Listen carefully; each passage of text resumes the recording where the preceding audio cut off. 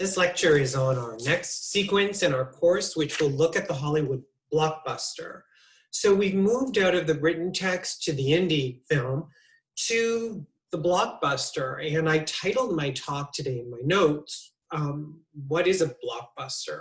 I think I'm gonna shift it a little bit and look at the ways in which the blockbuster allows for a much larger scale production and very often a much more anticipated and often critically acclaimed result. So as we're looking at various forms of desire and reading desire as a discourse within film, I've chosen Out of Africa. Out of Africa has won myriad awards. Sidney Pollack did an incredible job with it. It's a 1985 blockbuster film, and we'll get right to the blockbuster, what makes something a blockbuster right away. An acclaimed director, an acclaimed producer, a huge budget, amazing casting, and of course from the budget, never-ending editing. This would include a score by John Barry, which won an award as well. So what we end up with, as I make sure I don't knock over my stuff, right? What we end up with in Sidney Pollack's rendition of Out of Africa is a rather incredible take on the memoir itself. Isaac Dinesen, Karen Blixen's nom de plume, I hope you like my American accent there,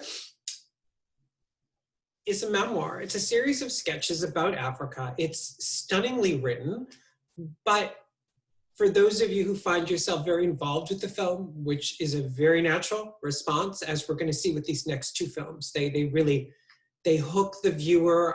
There's cult followings of these films, obsession with the characters in a good way, because these characters are so incredible. The memoir itself is a series of sketches released well after Karen Blixen did live in Africa. And it, in many ways, doesn't embody the kinds of details that we see within the film, especially in response to the beautiful love affair that takes place. And we're going to notice a thematic shift from our first two texts to our last two films, where our lovers are friends first. They connect on this deep, visceral level, the same way we connect with friends, but their friendships are complicated, I guess, or amplified, I think that's a better word, by this desire to just be together. Out of Africa does an incredible job with this. When we screen, I don't want to give away spoilers, there's really beautiful shots that as Dennis continues to return, I think I just gave away a spoiler, you'll have to deal with it. If you've read the module for this already, although I am assigning it only in parts to hopefully not give away the spoilers, Dennis is a major character, he will go and return repeatedly. They connect, Karen and Dennis connect on so many wonderful levels. And I think this is what makes the film so successful. Aside from its huge budget, its gorgeous panoramas, its incredible editing and very effective soundtrack, or score as it's called in film, Dennis and Karen remain, by and large, star-crossed lovers in part, who are connected through friendship and a deep-seated caring for one another. No spoiler, but carrot, the climax of the film. The film itself is divided into 6 episodes, supposedly, from the memoir. And the last 2 in the film, supposedly, echo the book directly. The setting, of course, is Ngong Hills, even though for cinematographic reasons, they chose nearby hills that were prettier. We end up with Blixen's home being shown to us, but the set itself is a recreation of her home because her home is the Karen Blixen Museum. And you can simply Google that and you will see the home that you see in the film. And the museum itself, this wonderful homage to this incredible early 20th century woman who really accomplished amazing life feats that women of the time didn't, due to, of course, the patriarchal realities of society at the time.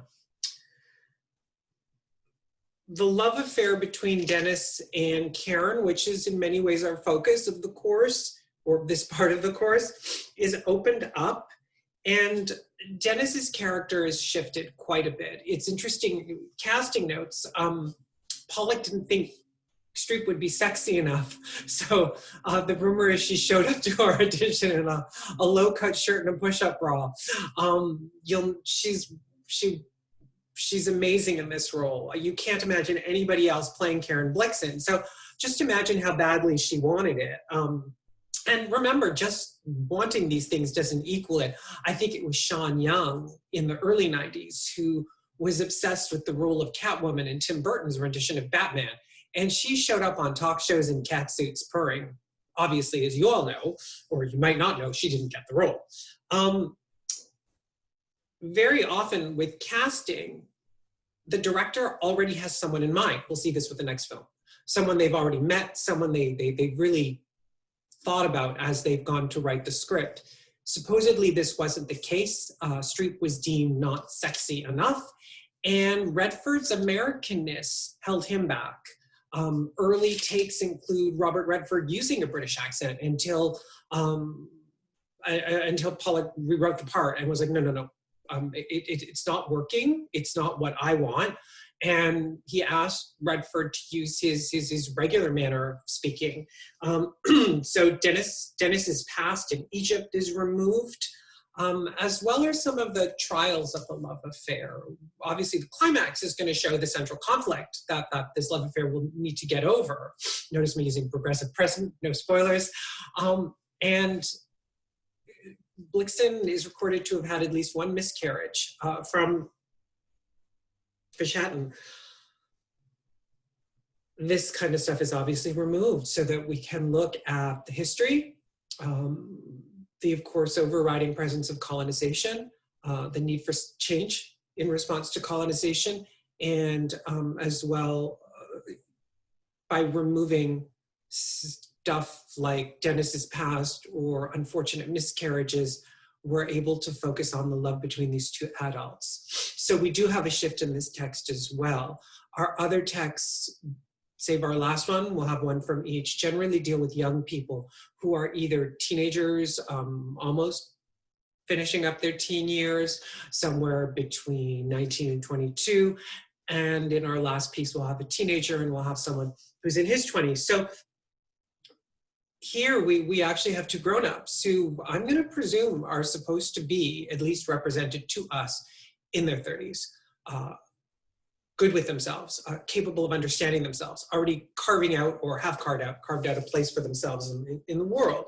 Blixen does as coffee farm owner, and Dennis has already, the real characters, real people rather, as an adventurer. Is he a colonialist?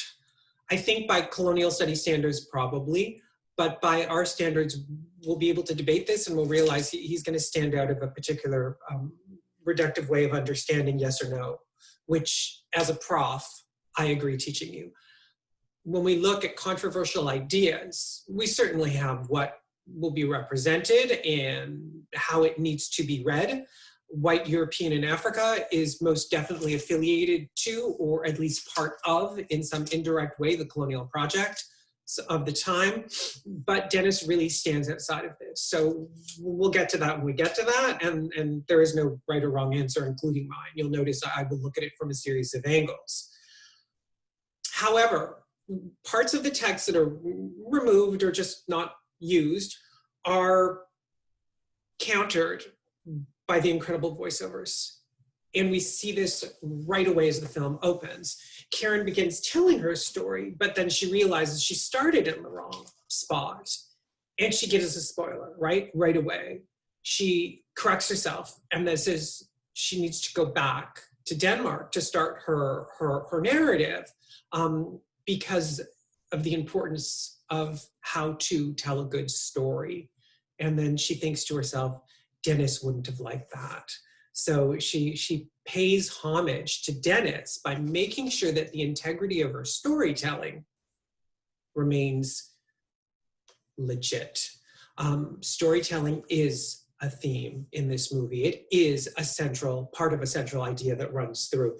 How do we recreate the past? How do we storytell? How do we script someone else's story? Of course, we'll look at this during class time.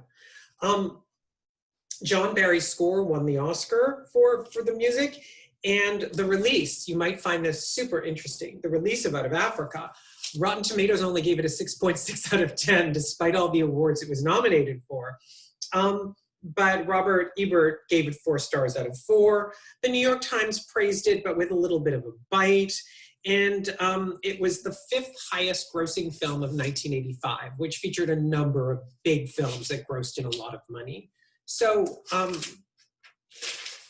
I just found that information super amusing, that Rotten Tomatoes gave it, you know, the equivalent of me giving you a mark in the high 60s. You probably wouldn't be thrilled with that. What I'm concerned with as well, as outlined in the reading module and what I'll assign to you, is how we can understand the blockbuster. Do we reject the Hollywood mode? Do we say, oh, it's a Hollywood film? We can't with this one. This one is so well done that kind of almost film study snobbery, right? Oh, no, I love the indie film. Oh, no, it's all about the European film. It's so avant-garde. Sure, we can have our preferences, but what was important with me when I chose the blockbuster was to make sure that the blockbuster worked, that we're looking at an exceptionally well-done blockbuster film that has much to offer and much to merit, and is a gorgeous piece of artwork. Remember, you know, as we'll debate in class too, as we carve out spaces for ourselves in the world, money won't make us happy, but it will give us freedom. And working with a blockbuster budget will certainly give any director a whole lot of freedom.